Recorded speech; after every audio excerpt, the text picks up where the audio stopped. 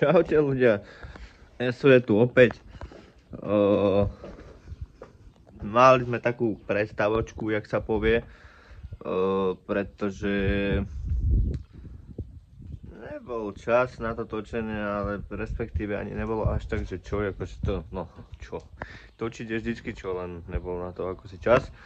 Takže ideme si ukázať, aký je update, čo je nové, čo sa chystá na novú sezónu a tak ďalej. No, takto. Tu máme ohňa, ten už je spravený. Už je po STKčke, po emisnej, motor tam je vymenený, po gumbalka, niektoré ste mohli vidieť v minulom videu. Aktuálne tu robím na Peugeote, čo som kúpil 307 po nehode. Bolo to trafené na tú stranu, bol tam aj nosník posunutý, tak sa s tým trošku hrajkam. Behom víkenda som to mal v podstate vyskladané, len teda nesedia niektoré diely, tak sa to musí trošku pohrať sa s tým musím. Je to ináč 1.6, do roboty vozeničko, zadarmenko. Nebudem hovoriť, za koľko som to kúpil, lebo hneď sa nájdú nejakí dobrotníci, ktorí ma hneď nebudú prijať, nech sa mi to pokazí. Takže nebudem vám hovoriť cenu, ale proste oplatilo sa. Tu mám kopec dielov. Tu máme závoďáka na zdviháku. O závoďáku ešte budem točiť video. Závoďák prešiel odľahčovacou kúrou. Dvere sa odľahčovali, všetko sa odľahčovalo. Tu je kufor. Inak, keby ste sa pýtali, jaká farba bude tento rok na závoďáku, dal som na storičko, nejaké takéto storička som dával. Všetci si mysleli, že to auto proste bude čierne, ale ESO zase neukázal celú pravdu a to auto bude čierno-biele. Bude na tom aute nejaký polep tento rok, lebo minulý rok bolo biele. A dáme tento rok na neho polep, nech to trošku je krajšie a bude to dobré. Takže toto máme kufor, tak to bude celé auto. Tam ešte musím odľahčiť dvere, ináč ten kufor som vyrezal okno, tam pôjde plexi, lebo vlastne čelné okno a toto zadné sú jediné okná ešte normálne, ináč všetko boli plexiskla, čo sú tam odložené. Kufor sa tiež odľahčoval, vidíte, to sa ešte bude niečo zabrusovať, akože ešte sa s tým pohrám, ale mali tam byť tento rok aj lamináty, čo sa týka blatníkov, lenže tieto blatníky som kúpil, lenže oni sú širšie a tie kolesá v nich asi budú dosť zapustené a musel by som dávať podložky. Čiže to moc zase tak nechcem. Čiže takisto prešla kapota aj odľahčovacou kúrou. Jednoducho všetká váha, ktorá je nepotrebná, tak musí ísť dole. No a veľmi veľa ľudí sa ma pýtalo na TT-čku, že teda keď mal som vydať po novom roku nové video, lenže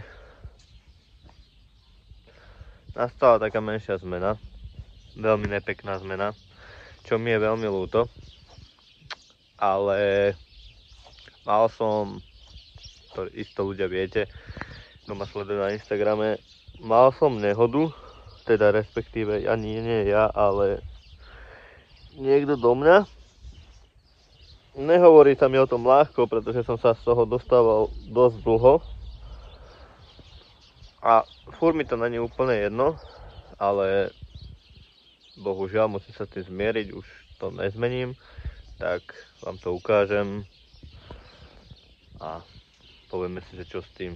No, čiže tu máme TT-čku, ktorá bola nabúraná. Ukážem vám ju, aj toto tam bolo odstavené. Tento C-Max. Ukážem vám. Takto je nabúraná spredu. Čo není až také strašné, áno, toto je v pohode, to sú, jak sa povie, že také, že detaily by som povedal, aj keď sú to dosť drahé detaily. lebo však to veci na tú tetečku sú len lacné. Čiže predok není až taký strašný, ale bohužiaľ teraz si ukážeme to horšie. Dostalo to šupu zozadu. Ja keď som tam došiel, to bolo ráno o 6:30. Dostalo to šupu zozadu. Tuto bol výfuk, na túto stranu to dostalo šupu. To znamená, že celú kasňu posunulo. Vnútri je bubon rezervy, to je celé zatlačené vnútri. Jedno šťastie, že tam boli tieto dve rozpery, teda v podstate jedna, lebo keby tam není, tak to je úplne zatlačené, že... Ale vlastne tuto to trafilo, to znamená, že ohlo kufor, posunulo celý stĺpik, blatník, toto je tu zlomené, tu je to zlomené a dvere. No je to proste celé zatlačené a je to hliníková kasna a proste to nedá sa to spraviť. Svetlo za 480 € človeka môže aj poraziť. A vlastne toto je zatlačené celé na koleso, preto som sem dal dojazdovku, ne kvôli tomu, že by tam bol defekt. Defekt bol na druhej strane na tom pravom kolese, ale dojazdovku som dal kvôli tomu, že to koleso je menšie. To znamená, že to je úplný fatál pre mňa a som z toho zdrbený. Strašne ma to sere a veľmi ma to zasiahlo. No a teraz sa isto pýtate, že vlastne, že čo s tým, že teda tetečka, Jakub čaká tetečku osud, jaký osud čaká tetečku. No ja, keď sa to stalo, ja som nemal slov, ja som tej dotyčnej pani, čo to spôsobila, čo povedala, že si to auto nevšimla. Ja viem, že teraz aj keď sa to stalo, že sa našlo množstvo ľudí, ktorí ma zhejtovali, proste, že môžem za to ja, že keby som tam nestal, tak ona do mňa nenabúra, že ona by si to auto, že to, že si to auto to, že si to auto nevšimla, tak vlastne za to môžem ja, lebo ja som tam mal to auto. Samozrejme, nájdu sa takí ľudia, pretože sú ľudia, čo nedoprajú a čo sa... A však môžeš prestať, keď rozprávam? Nájdu sa takí ľudia. Potom sa našli ľudia, ktorí držia so mnou, ktorým je to naozaj reálne ľúto, jak mne. Snažili sa ma z toho nejako dostať. Furt mi to je ľúto strašne, pretože som mal to auto rád, predsa len to auto som mal 6 rokov, čiže pre mňa je to... Našli sa zo pár ľudí, nebudem menovať, ale keď budú kúkať toto video, tak sa nájdu, že chvála Bohu, to je to dobré, že sa to stalo a takéto veci, proste to pre mňa takéto veci boli úplne, že strašne zle sa počúvali takéto reči a bolo mi to ľúto, no. Bolo mi to ľúto, pretože keď máte nejaké auto, máte s ním nejaké plány, chystáte sa na novú sezónu, áno, je pravda, ja som chcel to auto predať, to je pravda, ja nehovorím, že nie. Ale keď máte na to s tým autom už nejaký vzťah, tak a stane sa takéto niečo, je to strašný fatál, je to strašné, nemal som vôbec náladu na nič, bolo mi z toho úplne, že na nič. A vtedy ma napadlo taká vec, že proste treba si užívať, keď človek má, lebo potom príde moment, keď už nemá, jak toto, a dokáže sa zmeniť všetko. Takisto, jak sa môže zmeniť, že zhorí dom, prídete o bývanie, auto, niekto takto proste. Ja som sa aj pýtal, že prečo do mňa nabúrala, teda respektíve prečo zrušila 3 auta pred mojím domom a ona povedala, už bolo šero, auto je pod lampou a ona nič nešlo oproti, ani sa nešmýkalo, ani nebol sneh a ona povedala, že si to auto nevšimla. Môj názor je, že si to auto nevšimla kvôli tomu, že kúkala do telefónu, pretože množstvo ľudí kúka do telefónu a nekúka na cestu. A no proste to je strašné. To povedali, že však dostaneš peniaze z poisky, lebo však všetko vlastne zaplatila ona, dostaneš peniaze z poisky a budeš mať zarobené, ale proste to auto mi to nevráti. Ja som to auto mal reálne rád a preto som ho aj nepredal ešte, lebo proste, no, to pochopila niekto, kto nestredá auta a kto má nejaké auto už dlho a má k nemu nejaký vzťah, tak tento pochopí a sú ľudia, čo to nepochopia. Takže to bolo ohľadom tetečky. Toto bolo iba taký kúsoček, aby ste vedeli, že teda čo bolo s tetečkou. No a ešte taká vecička, ktorú som zabudol povedať, že ktorú si určite dáte niektorí, kto nevedia, že čo bude s tetečkou, že či bude na rozpredaj. Chcel som si ju nehať a že ju skúsim spraviť. Ale potom došiel jeden chalan, že ju zoberie tak, jak je. A že ju zoberie tak, jak je proste za nejakú sumu, na ktorú sme sa dohodli. Čiže mne sa to akože kvázi oplatí. Že ju zoberie za tú cenu tak, jak je a mám ja vybavené a on tiež, lebo on má takú istú tetečku. Akurát, že tam je. On má takú istú tetečku, akurát, že striebornú, ktorá je nabúraná na predok. To znamená, že on zadok nepotrebuje, potrebuje predok a potrebuje interiér, ako airbagy, palubovka, volant a takéto veci. A predok, sahári, svetla a takéto diely, nárazník, kapota, to všetko to auto má, čiže čo už si s ním môžem spraviť, to už kvázi nemôže byť jedno. Treba sa posunúť ďalej v živote. Treba si z toho zobrať nejaké ponaučenie, že áno, je pravda, ja som tam nemal stáť na tej ceste. Treba si z toho zobrať ponaučenie, ja som si z toho zobral veľmi veľké ponaučenie.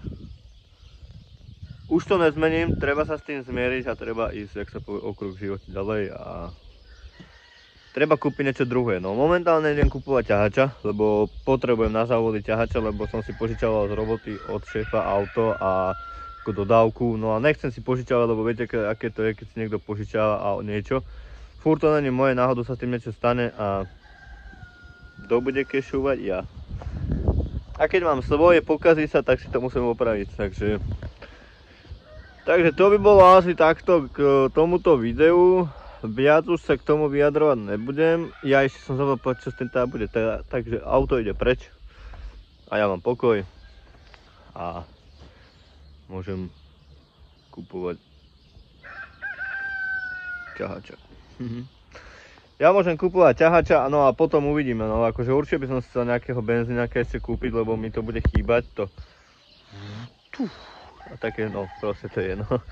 Proste benzíňak mi bude chýbať, ale uvidíme. Uvidíme, čo bude, ak sa naskytne potom niečo, nejaké auto, tak kúpim alebo čo, ale to ešte uvidíme. Určite teraz nie, keď idem kúpovať ťahača a ešte aj do závoďaka, teraz ešte bude sa investovať, lebo bude tam treba nové tlmiče, bude tam treba dať 4x4 prevod.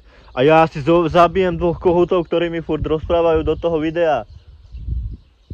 No, takže do závoďaka tiež bude treba vlastne ešte investovať volačo teraz pred sezónou, lebo však sezóna už je za rohom, v marci už bude treba testovať, v apríli začíname pretekmi dlhej.